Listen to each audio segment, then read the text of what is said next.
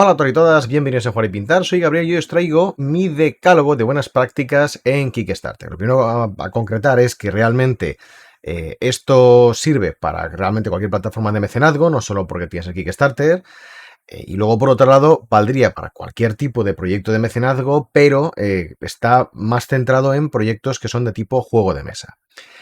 Este decálogo o listado de buenas prácticas sale de mi experiencia financiando proyectos de mecenazgo. Llevo ya 120 proyectos financiados en Kickstarter, más algunos más en Indiegogo, Berkami, incluso la nueva GameFound, y he seguido también pues alrededor de una docena de otros proyectos que no he financiado, pero que he querido seguir su evolución.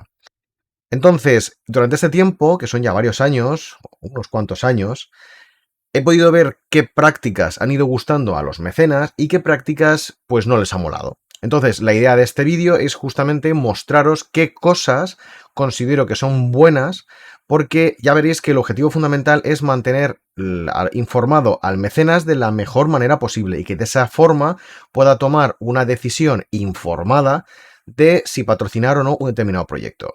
Entonces, ¿cuál es el público al que va dirigido este vídeo? Aparte, por supuesto, cualquiera que le apetezca indagar un poco más sobre Kickstarter. Pues fundamentalmente aquellas personas que quieran financiar proyectos de mecenazgo y no tengan mucha experiencia.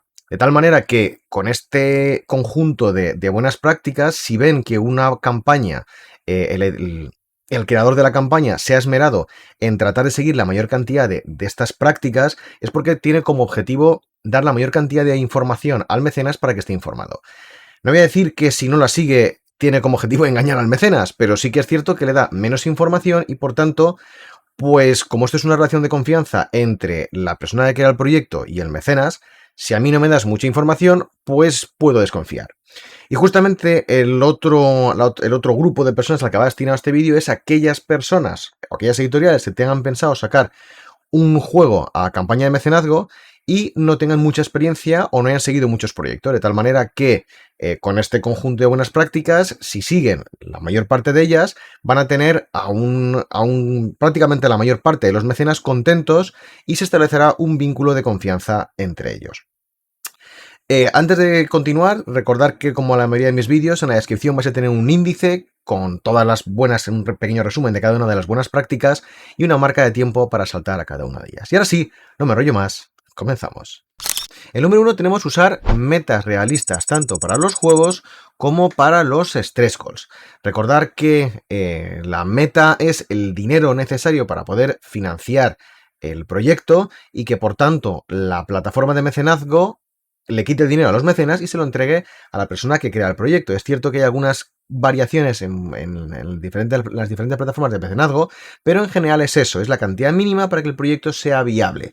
Y las metas de los stretch goals es una vez que se ha llegado a esa meta del proyecto, en función de la cantidad de beneficios extra que reportan esas copias adicionales, porque recordemos que en teoría con esa meta inicial se han cubierto todos los costes de la tirada mínima, del diseño, de la producción, del transporte a los centros logísticos, etc.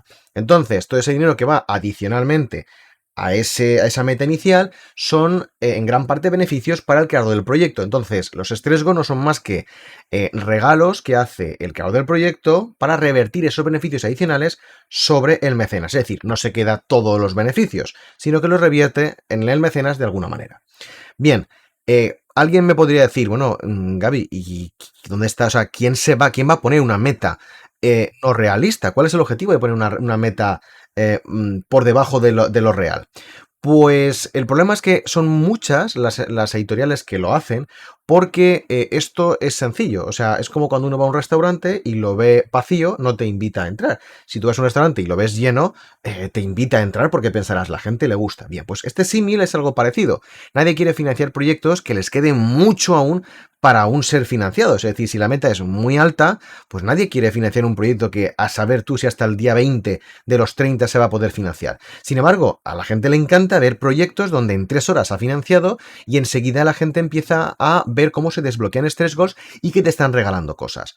Esto tiene un riesgo y es que si tú pones metas más bajas de lo que toca, puede ser que estés jugándotela porque si luego al final cuando se acabe el proyecto no llegas a la meta real, una de dos, o cancelas unos días antes para no poner en peligro la viabilidad del proyecto, generando desconfianza al mecenas, o si al final tiras para adelante, te estás jugando a que luego ese proyecto que tú vas a llevar adelante tengas que poner dinero tuyo personal si no eres capaz de conseguir vender ciertas copias por adelantado a otras distribuidoras.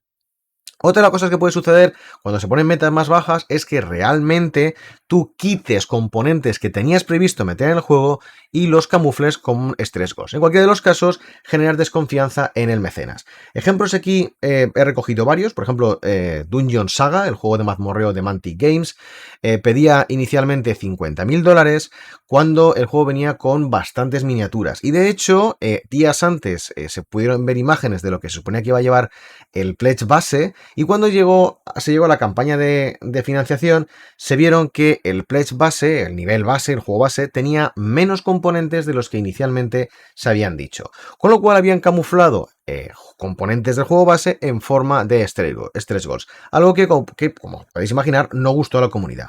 Otros casos lo tenemos con el Neomorphosis Infestation o el Day Divide et Impera de Ludus Magnus Studio, en el que pidieron cantidades también muy bajas. El Neomorphosis pidió en la primera vez, pues se han hecho 2 campañas de mecenazgo, pedían $45.000 y recaudaron 173.000, y Day pedían 80.000 euros y recaudaron 180.000, y días antes de acabar el periodo de financiación, ambos cancelaron los proyectos. Y diréis, ¿por qué?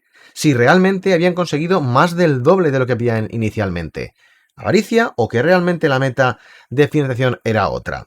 Y ahí también tenemos el caso, estos mismos 2 proyectos, que en la segunda iteración, el primero, Neomorphosis, pedían $50.000, ya ves tú, $5.000 más, recaudaron 233.000, y el Day pedían 90.000, 10.000 euros más, y recaudaron 278.000 euros. En cualquiera de los casos, esto no mola porque acaba generando desconfianza entre el mecenas y el creador del proyecto. La segunda buena práctica sería utilizar un vídeo de introducción donde realmente se muestren los componentes del juego y sus mecánicas. Esto que estoy comentando parece algo de perogrullo, pero seguimos asistiendo aún a nuevos proyectos donde los vídeos que se ponen al principio, el vídeo que se ponen de presentación de la campaña, siempre mola mucho porque es la carta de presentación del juego. Pero seguimos asistiendo a unas empresas que me ponen un vídeo cinemático súper bonito, pero que no me muestra absolutamente nada del juego. Y yo, como mecenas, estoy financiando no un videojuego, no una película, ni un corto. Estoy financiando un juego de mesa. Luego, lo normal es que me mostréis, aunque me quieres hacer unos primeros segundos muy cinemáticos para que aumentar el hype, lo que sí que deberían hacer luego es mostrarme componentes, aunque sean renders, es decir, no hace falta que sean componentes reales, si no tenéis prototipos, pero sí que se muestren componentes renderizados del tablero, de las miniaturas y parte de las mecánicas, porque así en un tiempo muy corto estamos consiguiendo darle información al mecenas de qué va el proyecto, cuáles son las mecánicas básicas y qué aspecto en mesa debería de tener. Malos ejemplos aquí tenemos varios, he recopilado, como por ejemplo el de Mythic Battles Pantheon, donde el tráiler no muestra no muestra nada del juego. El Hell de la saga, muy bien, viajes de vikingos por el barco y tal, pero no muestra nada del juego. O incluso Primal de Awakening, un vídeo también bastante bonito y tal, pero solamente se muestran los componentes al final del vídeo y simplemente plantados en la mesa con el contenido que en teoría de llevar el juego. Así que los vídeos, por favor, a ser posible, deberían de llevar toda la información para, en un breve espacio de tiempo, saber de qué va el juego, qué componentes tiene y las mecánicas básicas. En número 3 tendríamos que ofrecer Early Birds por tiempo limitado en lugar de por cantidad. Esto de Early Birds, si no sabéis lo que es un término que se gasta en las campañas de mecenazgo para ofrecer durante un tiempo o una cantidad determinada un nivel de pledge que va a estar un precio inferior al que el resto de mecenas van a pagar por ese mismo nivel durante el resto de la campaña. La idea es tratar de atraer la mayor cantidad de gente posible durante las primeras horas o los primeros días del proyecto de mecenazgo, llegar así a la meta y poder desbloquear stretch goals y así también atraer a más gente.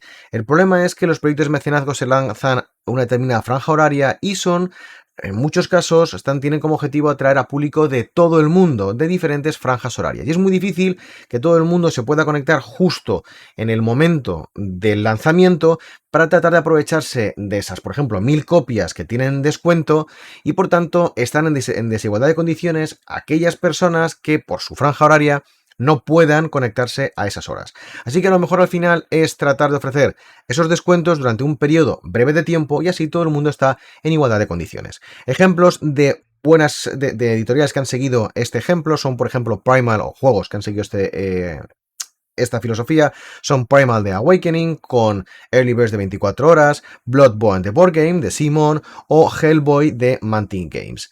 En el caso de Mythic Games, con su, bueno, en este caso era en conjunción con Monolith, Mythic Battles Pantheon lo lanzaron con tirada de descuento de Early Bird con de 1000 copias, algo que en general ya os digo que no suele molar mucho a los mecenas. El número 4 tenemos ofrecer información básica al principio del proyecto. Esto que parece que es una trivialidad, nos encontramos con que hay proyectos que no lo hacen. Cuando me refiero a información básica es ofrecer de qué va el juego, si el juego es competitivo, colaborativo, si incluye ambos, si incluye un modo solitario, el tiempo de juego, la edad, el tipo de juego y sus mecánicas básicas.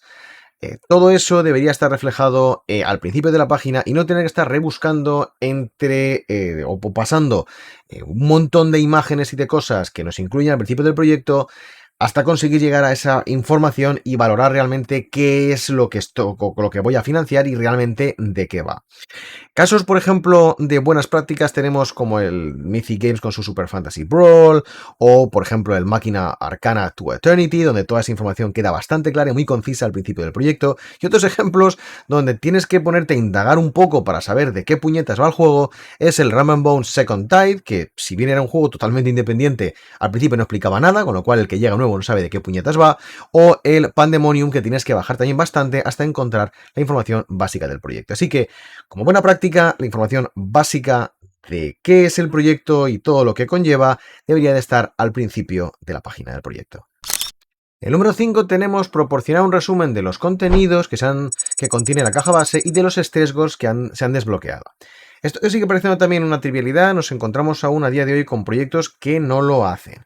Quiero decir, debe quedar muy claro al mecenas y además, por orden un poco de tal cual lo he comentado, una vez que ya sé de qué va el juego, necesito saber qué contiene el juego. Y quiero saber exactamente qué contiene en la caja base y qué stretch goals o qué metas adicionales se han desbloqueado. Y de esas metas, cuáles van a la caja base y por tanto cualquier persona compre el juego ahora o lo compre en tienda, si es que llega a tienda, va a recibir y qué cosas no va a tener el comprador de tienda y que sí que va a tener el mecenas. Toda esa información debe quedar reflejada de una manera sencilla y visual para que también todas aquellas personas que no estén siguiendo de manera súper activa el proyecto puedan tener clara toda esa información. Algunos ejemplos, por ejemplo, lo tenemos con Mythic Battles Pantheon o Burn Cycle de Chip Theory Games, lo anterior es de Mythic Games, o el Dire Alliance Horror de Blacklist Games, donde al principio del proyecto, de manera clara y concisa, te dicen exactamente qué es lo que lleva la caja base y qué es todo lo que se ha desbloqueado. Y por supuesto, si el juego va a llegar o no va a llegar a tiendas para tener claro qué cosas tendríamos de más sobre aquellas personas que lo fuesen a comprar en tiendas, si es que el juego llega a tiendas. Malos ejemplos, por ejemplo, es el Primal de Awakening, que si bien tiene otras cosas buenas, que luego iremos comentando, no han hecho ese resumen o no ha estado actualizado durante, pues yo no sé si lo han incluido al final de las últimas horas, pero durante la campaña del proyecto no lo han tenido y o te pegabas una pasada por todos los stretch goals desbloqueados, o era difícil saber así a priori qué cosas adicionales se habían desbloqueado y qué cosas venían en el juego base. Así que, como buena práctica, ese resumen de todo lo que contiene el juego y todo lo que se ha desbloqueado debería estar de forma concisa al principio del vídeo. En número 6 tenemos no abusar de stretch goals exclusivos para aquellos juegos que van a llegar a tiendas. Me explico y voy a poner un ejemplo muy claro. Bloodborne The Board Game. Para mí, y esto es un asunto más controvertido, y aquí os vais a poder encontrar gente posicionada en ambos lados, aunque yo creo que hay más gente que se posiciona hacia evitar los estercos exclusivos, y es muy simple, y es que cada vez te sacan proyectos donde la gran mayoría de las expansiones, o gran parte de ellas, están marcadas como Kickstarter exclusivas. Como por ejemplo, Simon es una manera de atraer a la gente a que financie el proyecto durante la campaña. Pero claro, el problema es que el proyecto se financia solamente en inglés y me tengo que gastar 300, 400 euros por adelantado en un juego que ni siquiera he probado para poder tener así acceso a todas las expansiones. Claro, eso para mí es una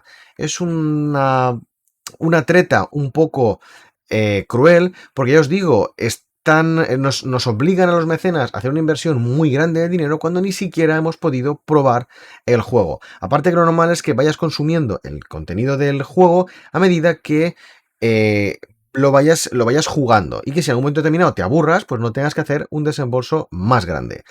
Esto es una práctica que creo que debería hacer más algunas editoriales, como por ejemplo Simon, porque a mí me valdría con que me ofrecieran las expansiones a un precio muy inferior del que va a llegar a tiendas. Y de esa manera, el que quiera hacer el desembolso por adelantado lo va a tener a mucho mejor precio, pero el que no quiera sabrá que si el juego le gusta, podrá tener acceso al resto de las expansiones. En número 7 tenemos ofrecer una versión inicial de las reglas a los mecenas. Es cierto que no siempre se puede hacer en todos los proyectos de mecenazgo, ya que depende del estado de desarrollo del proyecto, pero siempre es conveniente que cuando uno lance un proyecto de financiación esté en un estado de desarrollo que al menos dé para un prototipo, de tal manera que proporcionando una versión inicial de las reglas le das mucha más información al mecenas curioso de cuáles son las mecánicas del juego, cómo funcionan por dentro, cómo se prepara una partida, etc. Eso da confianzas de cara al mecena porque le das toda la información disponible que tienes en ese momento y además te permite que los propios mecenas puedan colaborar con el creador del proyecto proporcionándole ideas y sugerencias. No hace falta tampoco tener unas reglas súper maquetadas, con que sea simplemente un documento con las reglas básicas, la gente se suele quedar conforme y al menos ya os digo que se proporciona esa información. Buenos ejemplos lo tenemos con Primal de Awakening, que proporciona unas reglas además ya maquetadas, Super Fantasy Brawl, Máquina Arcana o Darkest Dungeon. Parece mentira, pero a día de hoy siguen habiendo muchos proyectos que no te dan ningún manual de reglas, aunque sea, ya os digo, una versión inicial, y por tanto tienes que creerte lo que se muestra en la página o la información básica del juego o lo que te quieran proporcionar en la página del proyecto. En número 8 tenemos ofrecer vídeos de partidas, reseñas o avances del juego. Es conveniente mandar estas copias a reseñadores con tiempo y, a ser posible, a no pedir dinero por ellas. Es cierto que hay muchos reseñadores por internet que cobran por hacer una preview por estos de un avance de estos juegos. Tampoco pasa nada realmente porque la mayoría de estas personas te lo ponen, que esto es una preview, es decir, un avance pagado, y en muchos casos no te proporcionan ningún tipo de comentario, opinión de si es bueno o si es malo, simplemente te cuentan qué es lo que te ofrece el juego. Pero lo que más puede ayudar realmente a un mecenas es ofrecer, ya os digo, copias para que puedan jugar partidas y por tanto se puedan visualizar partidas completas de los prototipos que haya, o copias, digo, enviar copias a reseñadores no pagados en las que ya te muestran sus opiniones o sus impresiones iniciales con la versión que hay inicial del juego. Ejemplos tenemos varios, como por ejemplo Primal de Awakening o Burn Cycle de Chip Theory Games, que aquí creo que han hecho los deberes. A día de hoy aún siguen habiendo campañas de mecenazgo donde esto no está hecho, no se hace con tiempo, y muchos mecenas esperan que saquen algo del juego para no comprar algo que consideran que es humo. En el número 9 tenemos el aceptar la crítica, y esto es algo que puede dar bastante que hablar en algunos proyectos. Aceptar la crítica básicamente es que como humanos que somos, a veces hacemos el proyecto de la mejor forma posible y nunca va a llover a gusto de todos, y por tanto te van a poner en los comentarios del proyecto comentarios negativos sobre ciertas decisiones que puedas tomar como creador del proyecto. Está claro que en prácticamente todos los proyectos siempre se pide respeto, cualquier crítica debe de hacerse de una manera educada, sin nunca faltando el respeto a nadie.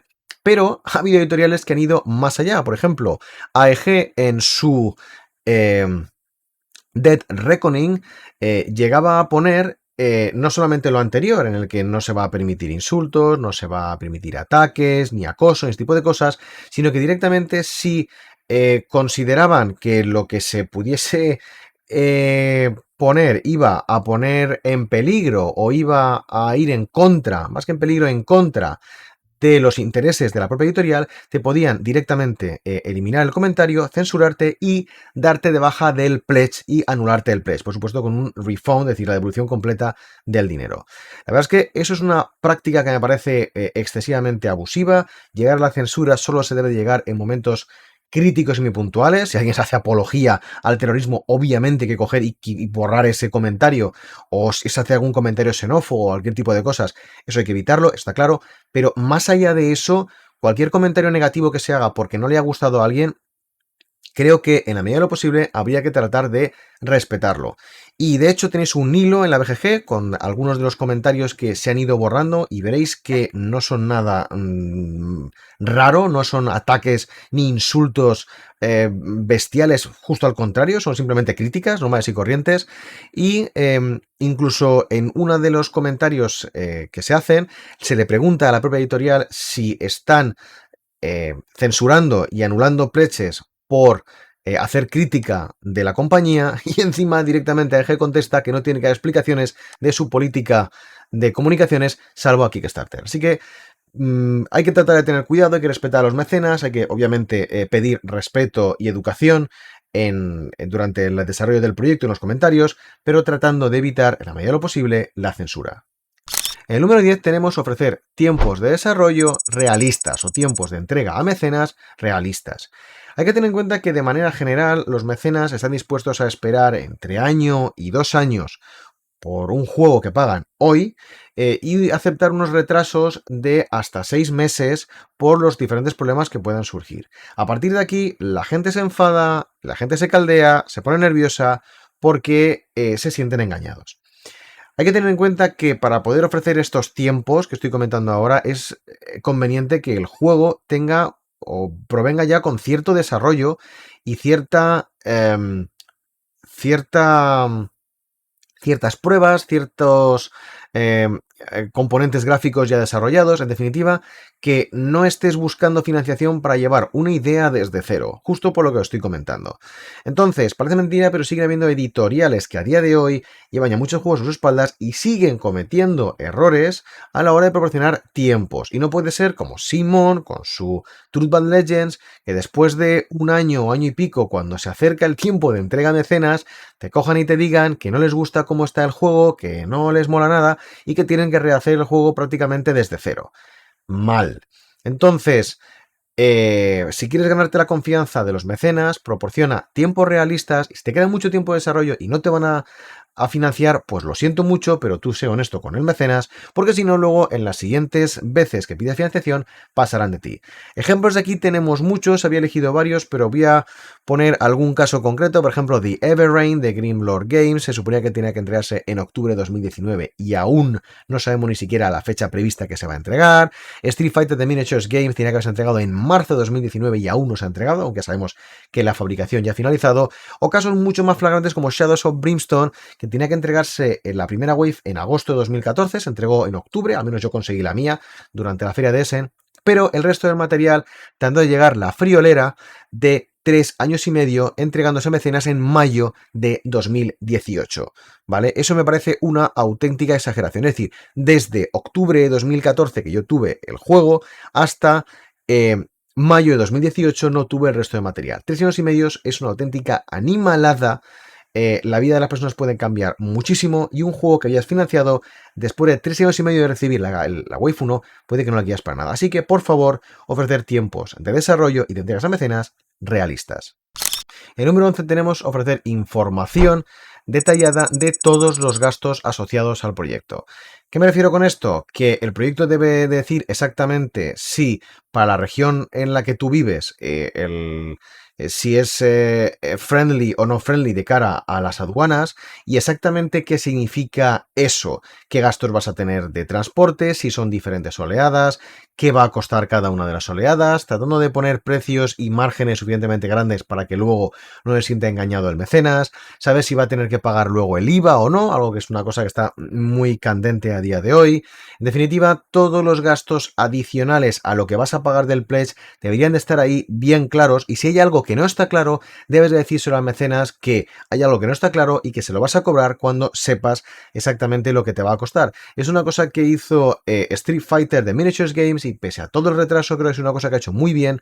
No puso precio ni lo que iba a costar los gastos de transporte, se dijo en todo momento que se pagarían justo al final, de hecho aún no los hemos pagado, o sea, hasta que no lleguen a los centros logísticos no sabremos exactamente cuándo tenemos que pagar, pero se dijo desde el principio y eso lo han mantenido hasta ahora, así que recordar los precios de todo lo que tienes que pagar, aparte del Pledge Manager, del Pledge que estamos pagando, debe de quedar especificado durante la campaña de mecenazgo. El número 12 tenemos utilizar como mecanismo de comunicación la propia página en la que se ha utilizado para financiar el proyecto. Si es que Kickstarter. ¿Por qué comento esto? Hay algunas páginas que han tenido la mala costumbre de empezar a filtrar información a través de, por ejemplo, Facebook o a través de Twitter, en lugar de hacerlo antes a través de la campaña, por ejemplo, de Kickstarter. Eso es lo que ha molestado mucho a los mecenas, porque si yo te financio un proyecto a través de Kickstarter, yo no tengo por qué estar yéndome a otros sitios para obtener la información. Lo normal es que la información esté en la propia plataforma en la que yo he confiado en ti y te he dado el dinero. Así que aunque al final esa información se acaba revirtiendo y se acaba metiendo en la campaña de mecenazgo, si tus mecenas provienen de la campaña de Berkami, Indiegogo o GameFound o Kickstarter, primero avísales a ellos e infórmales a través de ese canal antes de utilizar otros.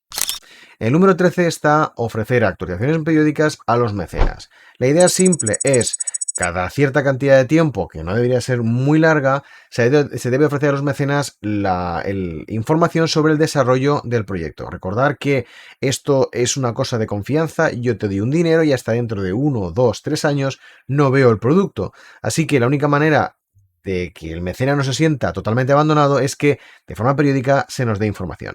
En mi experiencia, la franja de tiempo de un mes es una cosa ampliamente aceptada. Se entiende que un mes es el tiempo suficiente para que pasen cosas y se pueda informar. A partir de un mes la gente se empieza a sentir, se pone nerviosa y empieza a sentir que pasan de él. Hay empresas como por ejemplo Mythic Games que te manda actualizaciones semanales, que es un poco bestia, la verdad.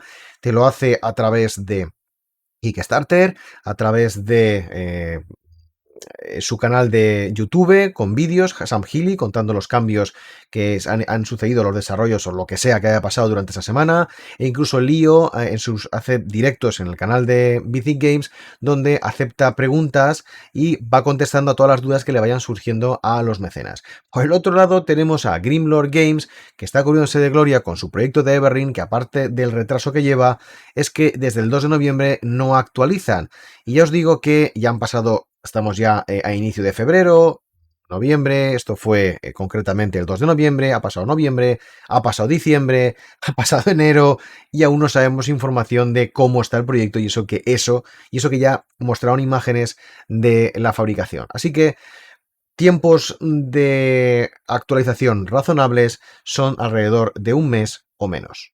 En el número 14 tendríamos el especificar los métodos de contactos con el creador del proyecto. Esto puede ser un gran olvidado, sobre todo una vez que se acaba la campaña de mecenazgo y el creador del proyecto se pone a desarrollarlo. La gente muchas veces se desespera y no sabe cómo contactar con el creador, no sabe si debe poner un mensaje en los comentarios, no sabe si debe poner un mensaje en las actualizaciones que mande el creador del proyecto, no sabe si debe mandarle un mensaje a través de la propia plataforma de mecenazgo que ofrece mensaje al creador, no sabe si debe de irse a la página oficial de ese proyecto o al de la editorial y mandarle un mensaje. En el fondo, muchas veces no se especifica claramente de si tengo alguna duda sobre el proyecto, qué mecanismo tengo que utilizar. Igual que cuando se empiezan a acercar ya los plazos de entrega y se empiezan a entregar, de hecho, a los mecenas, debe quedar muy claro cómo se deben de comunicar las incidencias al creador del proyecto. Y de hecho, cuanto más se puede hacer con el tiempo, cuanto más con antelación se puede hacer o con más tiempo, mejor para todos. Bien, ya vamos llegando al final. El número 15 está el ofrecer el material que se va a imprimir a los mecenas antes de que se imprima. La explicación es sencilla. Obviamente esto no es obligatorio, pero si lo haces vas a obtener múltiples ventajas. Para el caso de traducciones y que no estés, cuando sobre todo una editorial o el creador de un proyecto no está familiarizado con las traducciones de ciertos idiomas y no conozca los estudios recomendables para hacer las traducciones, cuanto antes le mandes fragmentos de traducción a los mecenas, puedes saber si te están engañando y si las traducciones son de calidad. Y por otro lado, si antes de mandar a la imprenta, aunque tú mandes los manuales y todo el material impreso a correctores profesionales, siempre hay posibilidad de que se escapen faltas ortográficas o algunas cosas que no estén claras o bien explicadas. Mandándole ese material a los mecenas, tienes un ejército de personas que están deseosos porque el material que obtengas sea de primerísima calidad, que te van a estar corrigiendo muchas o gran parte de esos errores de manera totalmente gratuita y que además incluso te pueden ofrecer sugerencias en cómo o en cuanto a qué cosas deben estar explicadas, si de una manera o de otra, o incluso cosas que como editorial tú pienses que está súper claro en el manual de reglas y sin embargo a los mecenas a fin de cuentas a los jugadores no les quede nada claro. Ejemplos de lo que no se debe hacer lo tenemos, por ejemplo, con Steam Forge Games y su Dark Souls. Hicieron una cagada tremenda con la traducción, les engañaron básicamente, no mandaron ningún fragmento de traducción y los mecenas se dieron cuenta cuando ya mandaron fotos, digamos, de la producción del juego y se dieron cuenta de la barbaridad de lo que estaba escrito ahí, que no tenía ni pies ni cabeza, estaba incluso peor traducido que con el traductor de Google. Se dieron cuenta ya en producción muy tarde, con lo cual hubo que hacer una segunda traducción, hubo que fabricarlo otra vez con el pedazo de retraso y gasto para Steam Force Games. Y luego encima, además, cuando ya el juego iba a salir y acabar de entregarse a mecenas, cuando salieron fragmentos de las nuevas traducciones, se dieron cuenta que los nombres, por ejemplo, de las cartas, o de los personajes, o de las armas, no estaban traducidos. Y es que Steam Force Games decidió no hacerlo, algo que irritó a mucha gente, yo incluido, porque si yo quiero un juego traducido, lo quiero un juego traducido completo, no quiero un Spanglish, o me lo das en inglés, o me lo das en castellano, pero no me hagas un híbrido. Y si lo vas a hacer, avísame con tiempo y a lo mejor no te pido la traducción en valenciano o directamente no te financio el proyecto. Bien, y con esto ya llegamos al último punto, que es el número 16, y probablemente sea el punto más importante de todos, y es ser siempre transparente con tus mecenas. Todo lo que te pase, problemas que surjan, tanto de salud, personales, problemas de producción, sean del tipo que sea, compártelo con tus mecenas. Siempre va a haber gente que se va a enfadar, siempre va a haber gente que no esté de acuerdo con tus decisiones, nunca llueve a gusto de todos, pero en general el grueso de las personas son comprensivas con los problemas que te puedan surgir. Y siempre y cuando tú seas transparente con el mecenas y le cuentes todo lo que va surgiendo, incluso tus metidas de pata, lo normal es que ese vínculo de confianza que hay entre mecenas y creador del proyecto no se rompa y esas mismas personas que te han financiado esta vez estén en tus futuros proyectos. No hacerlo así, al final lo que acaba ocurriendo es que el mecenas se acaba sintiendo engañado o se acaba sintiendo abandonado y en los futuros proyectos que lances, pues directamente no estarán allí. Nada más, espero que os haya gustado el vídeo, espero que os haya resultado de utilidad. Si es así, darle un me gusta, suscribiros al canal para estar tanto de los últimos vídeos, darle a la campanita para que no os perdáis ninguno de los vídeos que suba.